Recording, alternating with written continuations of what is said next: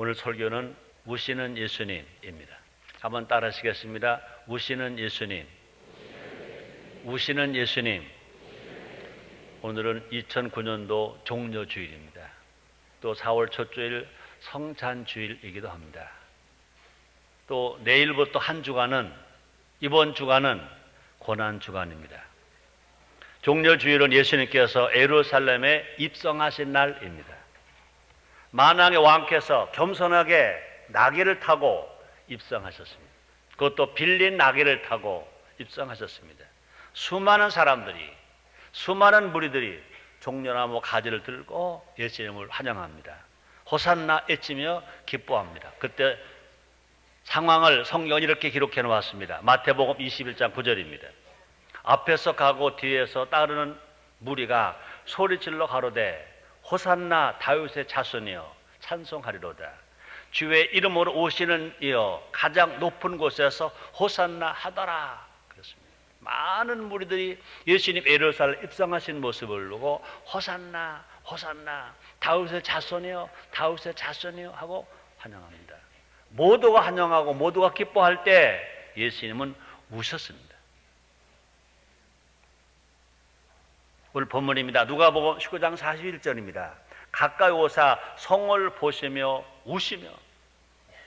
많은 사람들이 환영하는데, 많은 사람들이 기뻐하는데, 정작 그 환영을 받는 예수님은 가까이 오사 성을 보시고 우시며, 예루살렘 성을 보시고 우시며, 예루살렘의 많은 사람들을 보시고 우시며 입니다. 성경 예수님이 우시는 장면이 3번 나옵니다. 요한복음 11장 30절에서는요 나사로의 무덤 앞에서 눈물을 흘리시더라로 기록되었습니다. 오늘 본문입니다. 누가복음 19장 41절에서 가까이 오사 성을 보시며 성을 보시고 우시며로 기록되었습니다. 그 다음에 히브리서 5장 7절은요 심한 통곡과 눈물 그랬습니다. 헬라어로 보면 3번의 울음이 조금씩 차이가 있습니다. 나사로의 무덤 앞에서는요 주르르 눈물 흘리셨습니다. 우리의 구세주 예수님이 주르르 눈물 흘리셨습니다. 오늘 본문에서는 큰 소리로 흐느껴 우셨습니다. 예루살렘 입성하시면서 예수님은요 큰 소리로 흐느껴 우셨습니다. 히브리서 5장 7절에서는요 절규하며 부르짖으며 웃었어요. 아주 절규하며, 너무 힘벅차니까 절규하며 부르짖으며 웃었습니다. 히브리서 5장 7절의 눈물은 아마 겟세마네 동산에서 예수님께서 밤이 맞도록 기도하실 때 그 땀방울이 핏방울 되었을 때 그 모습이라고 생각합니다. 그 눈물은 인간의 죄와 십자가로 인한 눈물이었습니다. 오늘 본문에서는 큰 소리로 흐느껴 웃었습니다. 예루살렘에 입성하신 그 예수님, 예루살렘 성을 보면서 예루살렘의 많은 사람들을 보면서 예수님은요 아주 흐느껴 우십니다. 안타까움과 애처로움이 묻어있는 눈물 아니겠습니까? 가슴이 너무 아파서 우는 눈물 아니겠습니까? 사실 예루살렘 성을 보고 우실 이유가 없어요. 그 성에는요 예수님을 대적하는 대적자들이 많아요. 예수님을 핍박하는 자들이 아주 많아요. 예수님을 못 박아 죽일 자들이 꽉 차 있어요. 그럼에도 불구하고 예수님은 예루살렘 성을 보고 그 백성들을 보고 흐느끼 우셨다 그랬습니다. 그 성에는요 조속으로 마음 바뀌는 무리들이 가득 차 있습니다. 호산나 찬송했다가 십자가에 못 박으러 외치는 무리들도 거기 있습니다. 언제는 예수님을 환영하기 때문에 호산나 호산나 하던 그들이 어느 때는요 예수님을 못 박아라, 예수를 못 박아라, 예수를 못 박아라 한 그들입니다. 왜 예수님은 예루살렘 성을 보고 그토록 흐느껴 웃었을까? 흐느껴 웃었을까? 혹시 오늘 우리의 모습을 보면서도 울고 계시지는 않을까? 이 시간 2009년도 종료주일 이 시간 울고 계시는 예수님의 모습을 한번 살펴보자는 것입니다. 그래서 이 시대를 향한 예수님의 마음을 알자는 것입니다. 또뿐 아니라 이 시대를 향한 예수님의 마음을 품고, 우리도 예수님의 마음을 품고, 우리도 그 예수님 그렇게 우셨던 것처럼 우리도 예수님의 마음을 품고 이 세상을 위해서 우는 성도가 되어야 되지 않을까. 이 세상을 향해서 우는 그리스도인이 되어야 되지 않을까. 그런 생각하면서 오늘 이 말씀을 생각해 보겠습니다. 첫째로 믿음 없음을 보시고 우시고. 예수님이 왜 예루살렘 성을 보고 예루살렘 사람들을 보고 우셨냐고요? 그 첫째가 뭘까요? 믿음 없음을 보시고 예수님은 우신 거예요. 이때 예수님은 뭐라고 하셨습니까? 믿음을 주러 오셨어요. 믿음 없는 백성들에게 믿음을 주러 오셨어요. 그래서 말씀을 전하셨어요. 많은 기사 이적을 나타내셨어요. 예수님 기적을 많이 봤어요. 믿음을 고백했어요. 근데 정작 예수님이 이제 마지막 십자가 달리시고 죽으시고 승천하신 이 찰나에 보니까 믿음이 없는 거예요. 예수님은요, 우리의 믿음 없음을 보시고도 우신다고 생각해야 될 것입니다. 오늘 이 시대의 특징은요, 믿음이 없는 세대입니다. 볼까요? 마가복음 9장 19절 상반절에 이렇게 기록되어 있습니다. 대답하여 가라되 믿음이 없는 세대여, 내가 얼마나 너희와 함께 있으며 얼마나 너희를 참으리요. 믿음이 없는 세대여, 내가 얼마나 너희와 함께 있으며 얼마나 너희를 참으리요. 이렇게 말합니다. 예수님은요, 우리에게 믿음을 주시려고 사람들에게 수많은 표적을 보여주셨습니다. 가나 오렌지 잔치집에서 포도가 똑 떨어졌을 때 물을 부어나요 포도도 되게 만들어주셨습니다. 디베랴 광야에서 남자 모로 5,000명, 분야가 수만 명 예수님 말씀을 들었습니다. 많은 기사의적을 체험했습니다. 그런데 그들이 배가 고파요. 집에까지 가기가 너무 힘들어요. 그러니까 예수님은 그들에게 물고기 2마리 가지고 보리도 5덩어리 가지고 수만 명을 다 먹이고도 12광지가 남을 만큼 기적을 베풀으셨습니다. 실은 그들에게 배고픈 사람에게 떡을 주는 게 목적이 아니라 믿음 없는 그 사람에게 더 믿음을 주시려고 하신 것입니다. 오렌지 잔치집에 포도주를 만들어 주신 것은 믿음 없는 그들에게, 믿음을 모르는 그들에게 믿음을 주시기 위해서 그랬습니다. 그뿐이 아닙니다. 우리 예수님은요, 문둥병자를 치료했었습니다. 우리 예수님은요, 바람과 파도를 꾸짖어서 잠잠케 해 주셨습니다. 우리 예수님은요, 죽은 나사로를 살리셨습니다.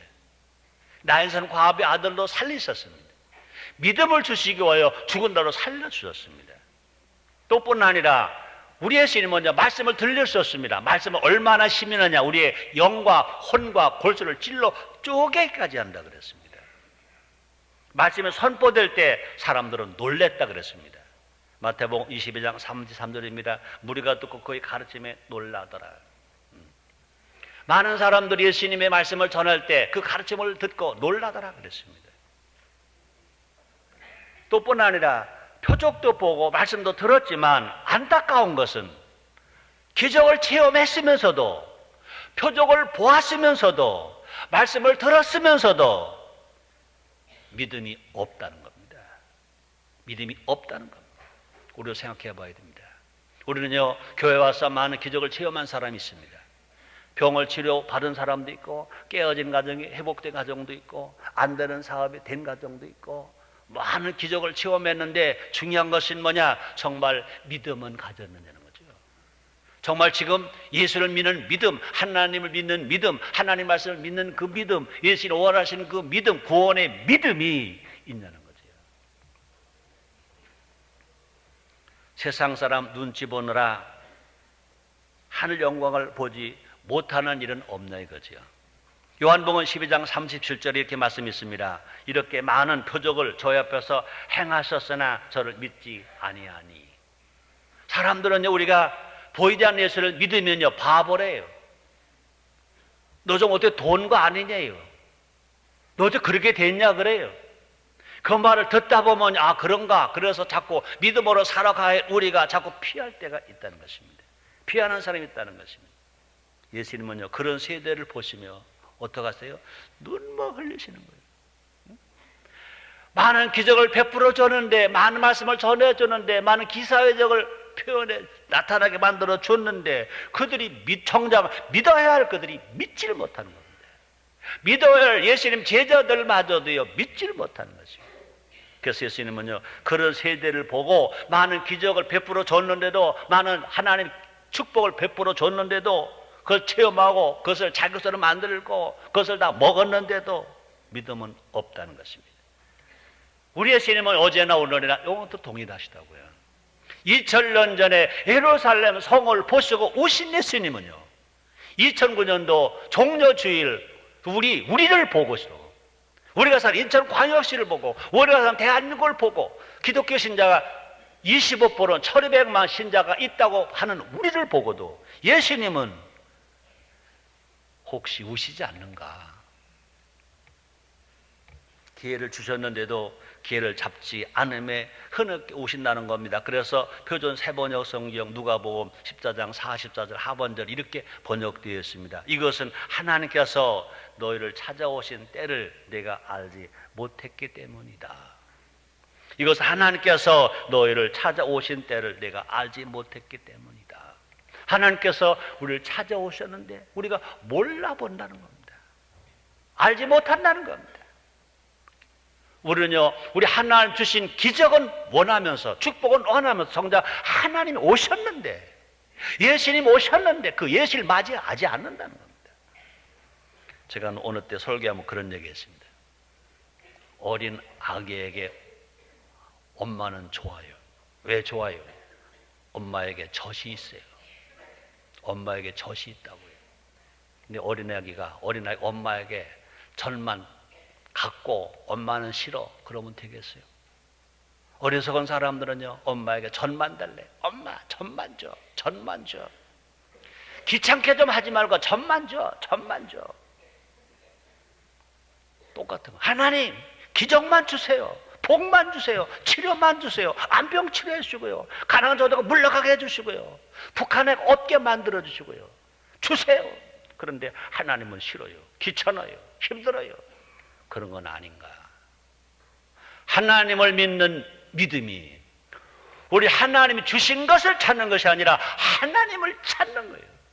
예수님 주신 것을 원하는 것이 아니라 예수님을 우리가 기다리고 예수님을 맞이하는 그 믿음이 곧 산 믿음인 줄 믿습니다.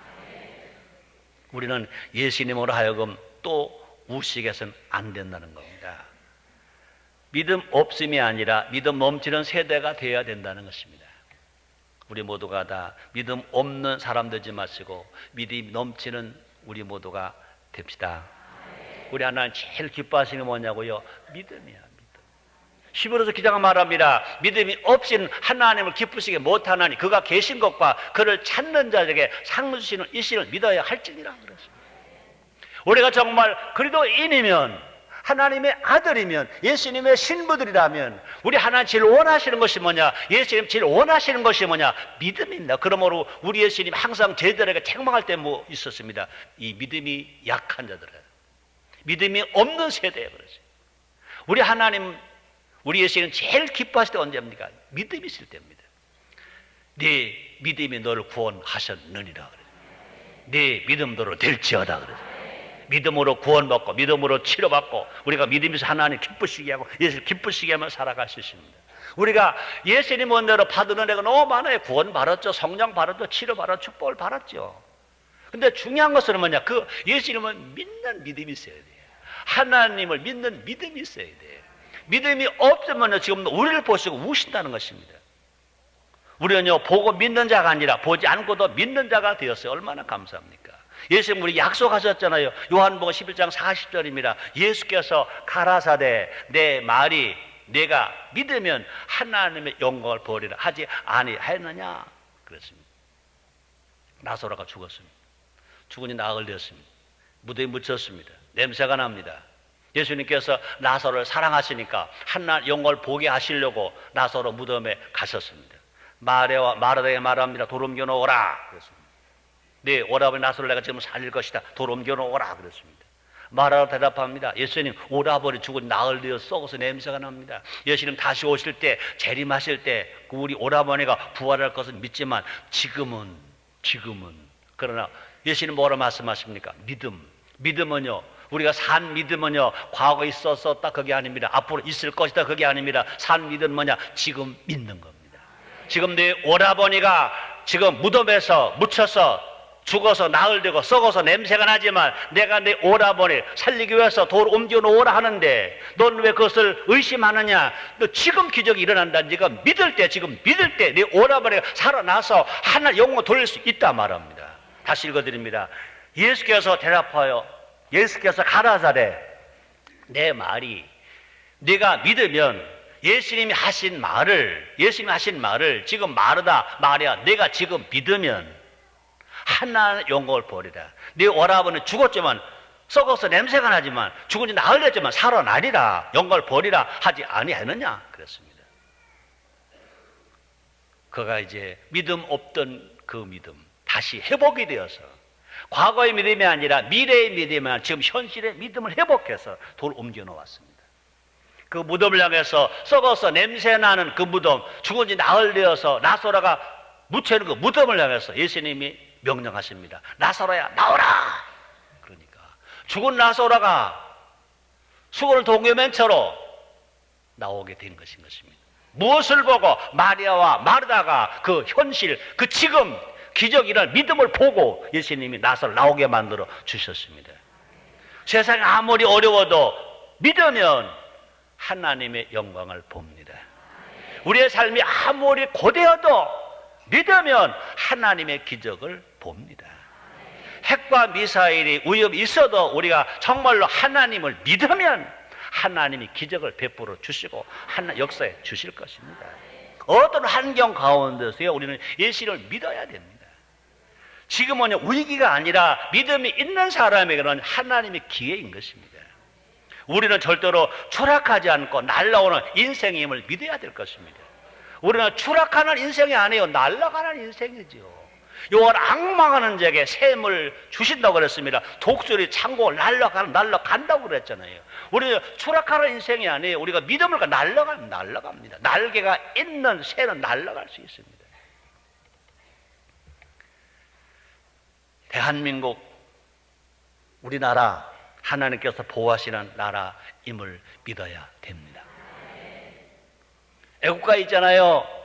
예수 믿는 사람이나 믿지 않는 사람이나 대한민국 사람 다 부르잖아요. 동해물과 백두산이 마르고 닳도록 하나님이 보호하사 우리나라 만세 하잖아요. 여러분, 북한 동포들은요, 북한의 공산당들은요 애국가 안 불러요. 그죠?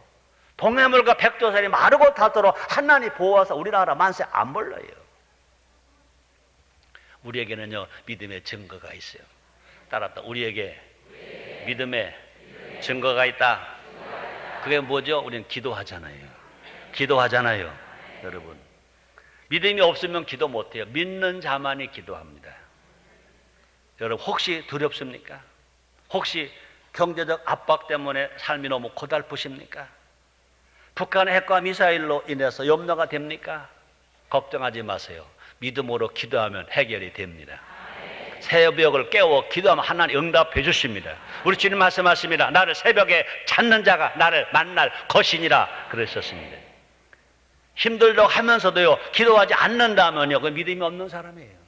너무나 많은 사람들이요 힘들어 그런 기도는 안 해. 그 사람은 믿음이 없는 사람이에요. 믿음이 없다면요 믿음을 달라고 기도하면 우리 하나님은요 믿음도 주시는 것 믿으시길 바랍니다. 이 마가복음 9장 24절에 보면 이런 말이 있습니다. 곧 그 아이 아비가 소리를 질러 가로되 내가 믿나이다 나의 믿음 없는 걸 도와주소서 하더라. 한 아들을 둔 아버지가 그 아들이 흉악한 귀신 들렸습니다. 별대별에 다 가봤습니다. 예수님 제자들께 찾아왔습니다. 치료받지 못했습니다. 마지막 예수님께 찾아와서 그 아버지가 말합니다. 예수님 하실 수 있으시면 내 아들을 고쳐주시옵소서 그랬습니다. 예수님 말씀하십니다. 할 수 있거든요. 무슨 말이냐? 믿는 자에게 넘치 못함이 없다 그랬습니다. 그러니까 지금 자기가 중요한 건 뭐니까 믿음입니다. 믿음이 없는 거예요. 그러니까 그 아버지가 말합니다. 소리질러 가로되, 그죠? 내가 믿나이다 그랬습니다.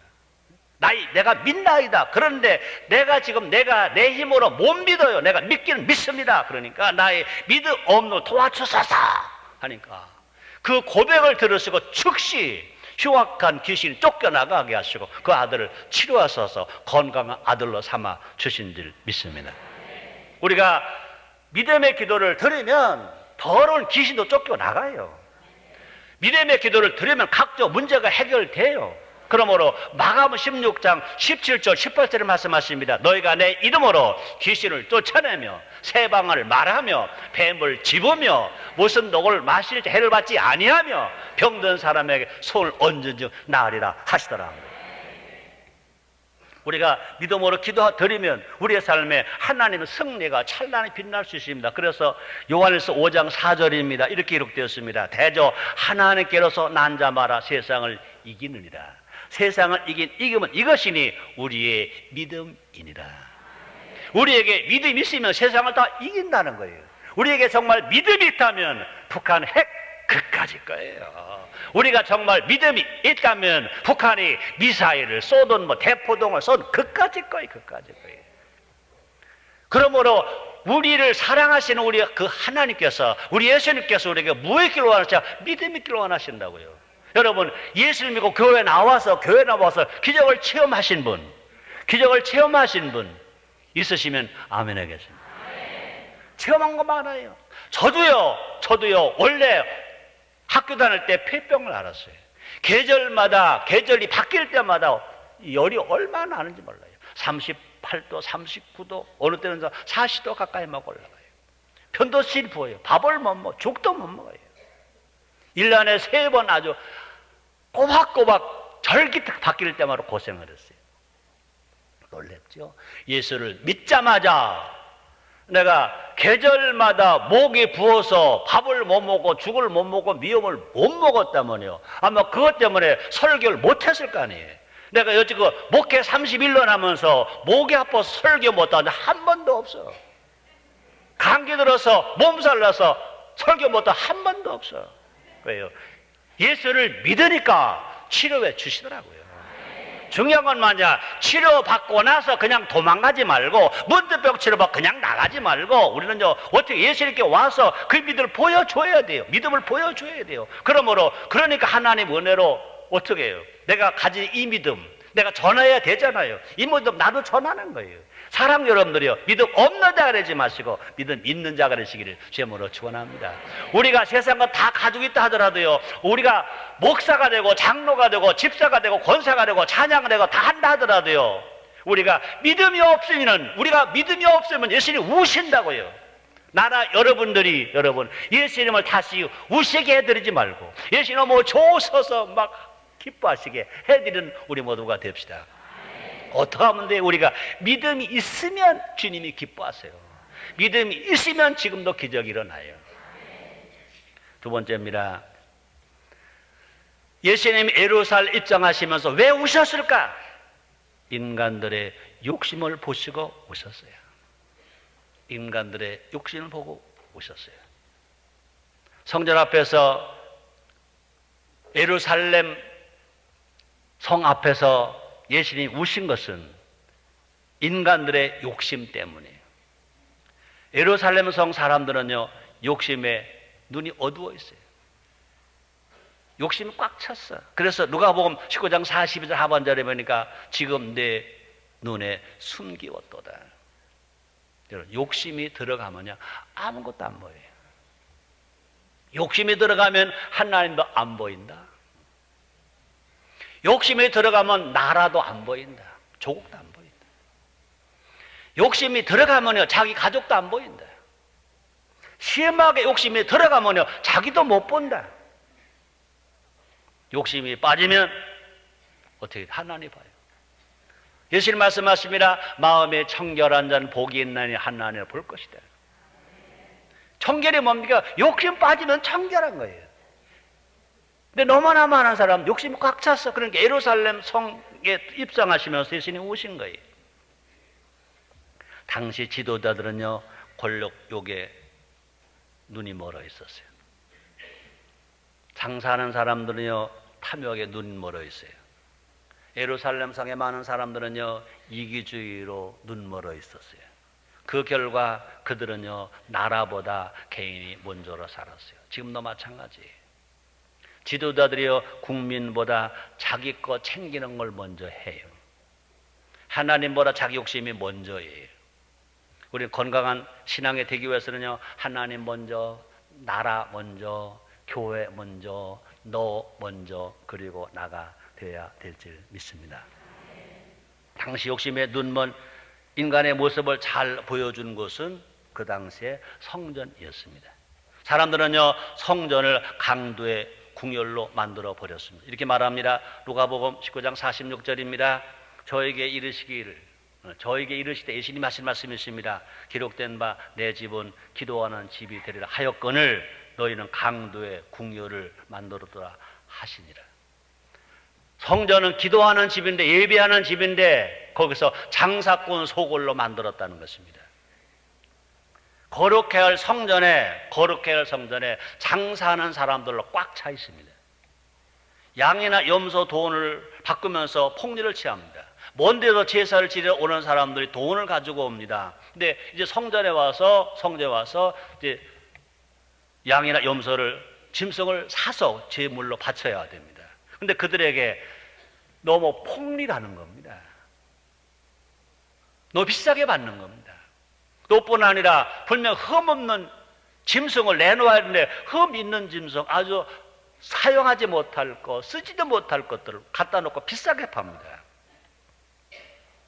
제물로 쓸 수 없는 것들을 판다 그 말인 것입니다. 또뿐 아니라 지도자들은요, 교회 지도자들은요 그것을 보고 뒷돈을 받고 묵인합니다. 그러면 안 되는데 그걸 보고 눈 감아 주는 겁니다. 자기가 용돈 받고 눈 감아 줍니다. 오늘날 우리 모습과 별반 다를 바가 없지 않습니까? 정치권에서는 검은 돈이 왔다 갔다 한대요. 국민을 위해서 일하겠다는 사람들이 사리 사욕을 너무 챙긴대요.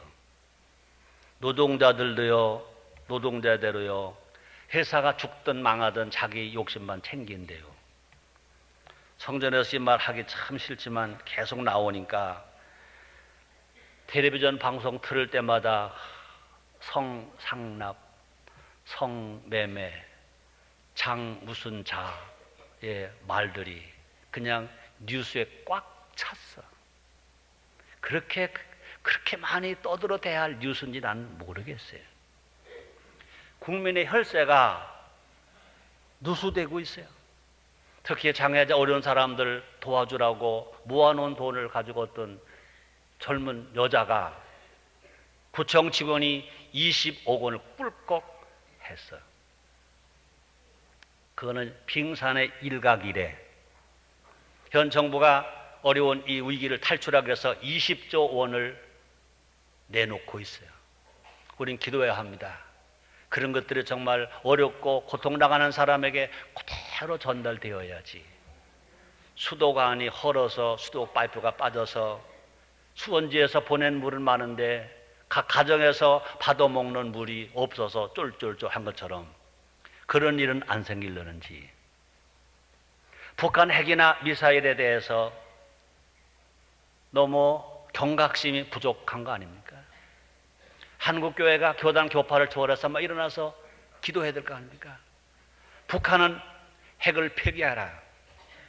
북한은 미사일 발사를 중지하라. 평화를 말하는 당신들이 왜 무기로, 핵무기로, 미사일로 하려고 하느냐? 중지하라. 청와대가 말하기 전에, 국회가 말하기 전에 한국교회가 일어나서 우리는 싫다. 오래전에 저 강원도 이승복 군이 나는 공산당이 싫어요 했던 것처럼 한국교회가 다 일어나서, 국민들이 다 일어나서 우리는 공산당이 싫어요. 하나님 없다는 공산당 싫어요. 삼천리반도 금수강산, 무궁화 동산에 핵을 가지고 오염시키고 고통을 주는 이 핵을 개발하는 공산당 싫어요. 살상무기, 화학무기 만드는 공산당 싫어요. 미사일 발사 중지해라 하고 일어나야 되는 거 아니겠어요? 그렇게 애쳐도, 그렇게 전화를 걸어도 꼼짝들 안 해요. 그래도 우리 교회사라도 그래도 총회적으로 기도했고요. 이번에 9일간 또 기도해요. 하루 한 끼씩 금식하며 기도해요. 참여해주는 여러분 너무 고맙고 감사해요. 근데 우리 교인들 중에도요, 물론 여러 가지 이유가 있겠죠. 사정이 있어 못 나오면 나는 이해해요. 그러나 무관심하다면 큰일 날 일이에요. 저도 오늘 새벽에도 새벽기도 했어요. 아침 한 개씩 금식하기로 했으니까 나도 점심까지는 금식해요. 우리 사람이 그러더라고요. 2부 맞춰서 한 번 올라갈 때는 그래도 우유라도 좀 먹지요. 내가 그랬어요. 유혹하지 마. 그랬지. 그런데 내가 사탄아 물러가 그 말은 못했어요. 지금 하면 내가 밥 못 얻어 먹을까 봐. 여러분, 그렇죠? 아까 찬양했죠? 주기철 목사님 마지막 가사입니다. 십자가의 고개턱이 제 아무리 어려워도 주님 가신 길이 오니 내가 어찌 못 가오랴. 주님 제자 베드로는 거꾸로도 갔사오니 고생이라 못 가오며 죽음이라 못 가오리. 주기철 목사님 시는 고백입니다. 우리는요, 예수님으로만 교회가 교회된 게 아니에요. 이런 믿음의 선진들이 있어서 교회가 교회된 거예요. 또 분쟁, 다툼, 이기심, 탐욕이 우리 사회를 갉아먹고 있잖아요. 안타깝게도 마지막 보루인 교회조차도 건강하지 못하고 너무 무감각해요. 교회 세상 문화가 들어왔고요. 세상 욕심이 다 들어왔어요. 교회는 제사장 사명만 감당하는 것이 아니라 선지자 사명을 감당해야 돼요. 우리가 죄인이 와서 구원받아야 돼요. 가난한 사람이 와서 부유하게 되어야 돼요. 문제가 해결되어져야 돼요. 조조가 물러가야 돼요. 그것만이 교회가 아니에요.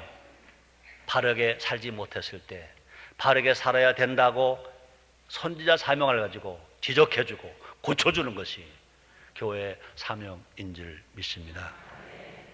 예수님은 지금 우리 모습을 보시고 우시지 않는가?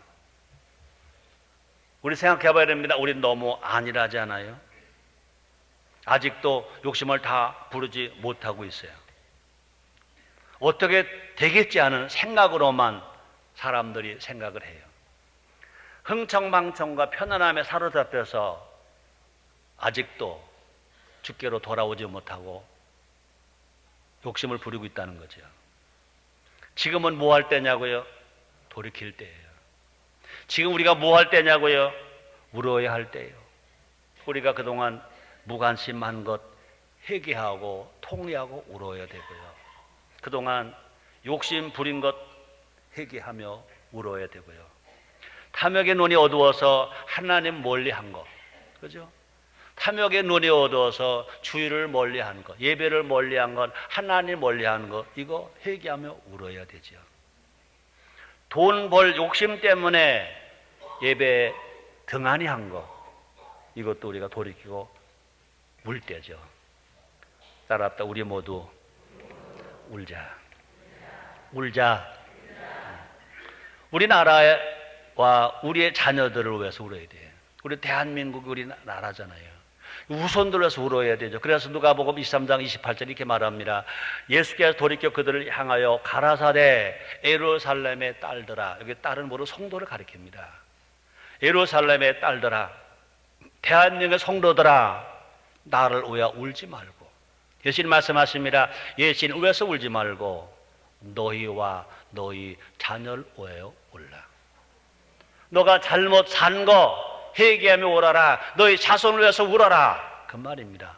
욕심과 이기심을 버리게 해달라고 울며 기도해야 할 것입니다. 무너진 신앙의 재단이 바로 서도록 우리가 눈물 흘리며 기도해야 할 것입니다. 탐욕과 이기심이 가득한 세상에 신앙심, 효심, 애국심이 다시 살아나기 위해서 우리는 기도해야 할 것입니다. 울어야 할 것입니다. 하나님은요, 우리의 눈물에 약하세요. 엄마는 딸의 눈물에 약하죠. 부모는 자식의 눈물에 약하죠. 남편은 아내의 눈물에 약하죠. 아닌가? 남자는 여자의 눈물에 약하다며. 하나님은요, 하나님의 자녀된 성도들의 눈물에 약하시다고요. 열왕기하 20장 5절 중반전입니다. 여호와의 말씀이 내가 내 기도를 들었고 내 눈물을 보았노라 그렇습니다. 히스기야 왕이 더 살 수 없게 되었을 때, 히스기야 왕은요 음식을 전폐하면서 전의도 부르지 아니하고 병을 향해서 통곡하며 통에 울며 기도했습니다. 히스기야 왕입니다. 왕이 우니까 하나님이 들으시고 응답하셔서 히스기야 왕의 생명을, 죽게 된 히스기야 왕의 생명을 15년을 더 살게 하셨잖아요. 히스기야 왕이 우리 왕, 히스기야 왕의 하나님, 우리 하나님이십니다. 그러므로 눈물의 기도는요, 슬픔을 기쁨으로 만들어주고 절망을 희망으로 만들어준다 그랬습니다. 복가 시편 126편 5절입니다. 눈물 흘리며 씨를 뿌리는 자는 기쁨으로 거두리로다. 울며 씨를 뿌리러 나가는 자는 정녕 기쁨으로 그 단을 가지고 돌아오리로다. 세 번째입니다. 예수님이 왜 예루살렘 성을 보고 오셨느냐고요? 평화 없음을 보시고 오셨어요. 지금 너무나 많은 사람들이 평화를 말합니다. 그런데 진정한 평화가 아니라 거짓 평화라는 거죠. 북한의 공산당도 평화를 말합니다. 그런데 모두 거짓 평화입니다. 예수님은 이 땅에 평화의 왕으로 오셨어요. 우리에게 샬롬 평화를 주기를 원하시는 것입니다. 그래서 하나님과 화해하게 하시고 사람과의 화목을 선물로 주셨습니다. 그래서 에베소서 2장 14절 16절에서 바울은 이렇게 말합니다. 그는 우리의 화평이시니라. 그죠? 예수는 우리의 화평이시니라. 둘로 하나를 만들어서 중간에 막힌 담을 하시고 원수된 것 곧 의문에 속한 계명율법을 자기 육체로 폐하셨으니 이는 이 둘로 자기 안에서 새 사람을 지어 화평하게 하시고 또 십자가로 이 둘을 한 몸으로 하나님과 화목하게 하려 하십니다.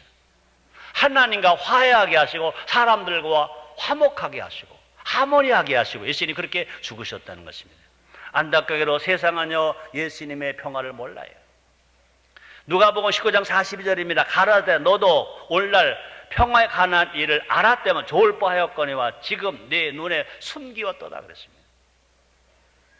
평화 대신 테러와 전쟁의 소문만 가득하고 있습니다. 누가복음 14장 34절로 43절로 44절 말씀입니다. 날이 이룰지라 내 온술이 토성을 쌓고 나를 둘러 사면으로 가두고 또 나와 그 가운데 있는 네 자식들을 땅에 메어치며 또 돌 하나도 돌 외에 남기지 아니하리니 말씀하십니다. 이 말씀은요 역사도 그대로 이루어졌잖아요. 주후 70년 예루살렘 성은 로마권에 완전히 파괴됐습니다. 유대인들은 전 세계로 흩어졌습니다. 우리는요 깨어서 경성해야 할 것입니다. 악한 마귀는요 우리로부터 샬롬 평화를 빼앗으려고 합니다. 경제 위기로 한치 앞을 내다보기 어렵습니다. 정치 불안으로 국민들은 스트레스가 가중되고 있습니다. 북한의 핵과 미사일로 한반도의 평화와 동북아의 안정이 위협받고 있습니다. 사람들은 말합니다. 설마 전쟁 나겠어? 착각하지 마세요. 과거 유대인들도요 그런 착각에 빠져 있었습니다. 설마 예루살렘이 무너지겠어? 하나님이 거하시는 예루살렘 성전이 파괴되겠어? 그랬습니다. 하나님은요 주변 나라들을 들어서 가차없이 예루살렘을 파괴시켰습니다. 그 화려했던 솔로몬 성전도 다 무너졌습니다. 헤롯이 재건축 예루살렘 성전도 다 무너졌습니다. 우리 속담에 그런 말이 있습니다. 설마가 사람 잡는다는 말이 있습니다. 하나님께 돌이키지 아니하면 설마가 사람 잡을 수 있습니다. 우리가 깨어서 경성하지 아니하면 성전도 무너질 수 있습니다. 우리는요 이 땅의 평화를 위해서 기도해야 됩니다. 이 땅의 평화를 위해서 내가 지금 땀 흘린 것 봐라 더 많이 땀을 흘려야 됩니다. 때로는요 죽을 각오까지 할 때 원수마귀 한 길로 왔다가 일곱이로 떠나게 될 줄 믿습니다. 우리들도요 신앙의 우인들처럼 그죠? 오늘 같이 불렀던 주기철 목사님의 신앙처럼 정말로 나라를 위한 일이라면, 하나님 나라를 위한 일이라면, 교회를 위한 일이라면 내 생명도 바칠 수 있다고 각오할 때 주님 이를 들어 쓰주시고 생명을 안 바치더라도 주님 이기게 만들어 주실 줄 믿습니다. 신앙의 우인들은요, 나보라 나라를 먼저 생각했습니다. 느헤미야는요, 예루살렘 성에 파괴되었다는 말을 듣고 수일 동안 울었다고 그랬습니다. 볼까요? 느헤미야서 1장 4절입니다. 내가 이 말을 듣고 앉아서 울고 수일 동안 슬퍼하며 하늘 하나님 앞에 금식하며 기도하여 그랬습니다. 또 에레미야는요, 나라 때문에 눈이 상할 정도로, 눈이 막 진물 날 정도로 울었다고 그랬습니다. 에레미야가 2장 11절입니다. 내 눈이 눈물에 상하여 내 창자가 끊으며 내 간이 땅에 쏟아졌으니 이는 처녀 내 백성이 패망하여 어린 자녀와 젖 먹는 아이들이 성을 길거리에 혼미함이로다. 우리 존경한 안청호 선생 이런 말했습니다. 기울어져가 나를 보고 울었다는 겁니다. 그래서 이렇게 말합니다. 저는 이 민족의 죄인이올시다. 안청호 선생이 한 말입니다. 나는 이 민족의 죄인입니다. 이 민족을 사랑하며 주는 우리 주님은 하나님께서 이 민족을 사랑해 주셨는데 난 아무것도 한 일이 없습니다. 저는 죄인입니다. 안청호 선생 한 말인 것입니다. 여러분, 우리가 꼭 알아야 됩니다. 평화를 우리는 원합니다. 그런데 평화는요, 절대로 저절로 오지 않습니다. 악한 마귀를 대적할 힘을 갖춰야 될 것인 것입니다. 유비무환인 것입니다. 영적으로 깨어 경계해야 할 것입니다. 우리 하나님의 전신 갑주를 입어야 될 것입니다. 그래서 우리들도 느헤미야 시대처럼 한 손에는 일을, 한 손에는 창을 잡기를 원합니다. 볼까요? 느헤미야서 4장 17절입니다. 성을 건축하는 자와 담보하는 자는 다 각각 한 손으로 일을 하며 한 손에는 병기를 잡았는데 말씀합니다. 이 땅에 우리가 사는 대한민국에 우리 후손들에게 진정한 샬롬의 평화가 있는 나라가 되도록 우리 모두가 땀 흘리고 눈물 흘리고 피 흘려야 될 줄 믿습니다. 그때 하나님께서 도우시고 축복하셔서 이 땅에 전쟁 없는 나라, 정말 평화의 나라, 복음의 나라, 샬롬의 나라, 하모니의 나라고 만들어 주실 것입니다. 오늘 설교 결론입니다. 오늘 설교 제목이 뭐였죠? 우시는 예수님. 이 시대는요, 경제만 메마른 것 아닙니다. 뭐가 메말랐습니까? 눈물이 메말랐습니다. 아까 말했죠. 우리가 은혜로운 찬송을 하면 얼마나 아프셨나, 겟세마네 동산에서 서쪽 하늘 이런 찬양을 하면 너도 나도 찬양 인도하는 자도 설교하는 자도 성도 여러분 다 그저 1절 지나고 2절만 가면요 손수건이 나오고 울고요, 미안하지만 코도 나오고요, 회개하고요. 그랬어요. 나도 3절까지 할 때는 나도 맹맹하더라고. 4절 갈 때 내가 찡 하더라고요. 5절 갈 때는요, 내가 여러분 부끄러워서 내가 어떻게 할 수가 없었어요. 아까 2부 예배는요, 저기 앉았던 한 여자가 겟세마네 동산에서 기도할 때 막 울더라고요. 그러더니 주체할 수 없는가 봐. 손수건을 꺼내서 막 울더라고요. 나는 거기를 안 볼 때는요, 이런 찬송을 하더라도 눈물이 없다고 그러려고, 그래는 딱 보니까 울더라고요. 누구였게? 김정자더라고요. 이 방송을 통해서 설교를 듣는 분들이 우리 성도들이 왜 웃었는지는 모를 거예요. 김정자가 누군지. 누구냐 그러고 말을 꼭 내가 붙인다면 나랑 같이 잠자는 사람이에요. 따라합시다. 울어야 삽니다. 울어야 회복됩니다. 목사도 울고 성도도 울고, 아멘. 대통령도 울고 국민도 울고, 아멘. 부모도 울고 자녀도 울고. 예루살렘 성전과 바울 성전에서 예배오는 우리 중학교, 고등학교 학생 여러분, 고맙다. 같이 예배 드려서 너희들도 나라 후에 울 수 있어야 돼. 너희들도 부모님 울려서 울어줄 수 있어야 돼. 눈물이 있는 곳에 평화가 있어요. 눈물이 있는 곳에 전쟁이 없어요. 볼까요? 에레미야가 2장 18절 19절에 이렇게 말합니다. 저희 마음이 주를 향하여 부르짖기를 처녀 시온의 성가가 너는 밤낮으로 눈물을 강처럼 흘릴지어다. 스스로 쉬지 말고 네 눈정도로 쉬게 하지 말지어다. 밤초경 일어나 부르짖을지어다. 네 마음을 주의 얼굴 앞에 물쏟듯 할지어다. 각 길머리에서 주려 혼미한 네 어린 자녀의 생명을 위하여 주를 향하여 손을 들지어다 하였도다. 그뿐 아니라 하나님 앞에 나와가서 울 때 울음이 변하여 기쁨이 된다 약속을 하셨습니다. 볼까요? 이사야서 61장 3절입니다. 무릇 시온에서 슬퍼하는 자에게 화관을 주어 그 죄를 대신하며 희락의 기름으로 그 슬픔을 대신하며 찬송의 옷으로 그 근심을 대신하고 그들을 의의 나무 곧 여호와의 심으신 바 그 영광을 나타낼 자라 일컬음 얻게 하려 하심이니라. 예수님 웃었어요. 우리도 옵시다. 길이 열리게 됩니다. 기도하겠습니다. 하나님, 예수님 오셨습니다. 우리도 울 수 있게 해 주시옵소서. 예수님의 이름으로 기도드리옵나이다. 아멘.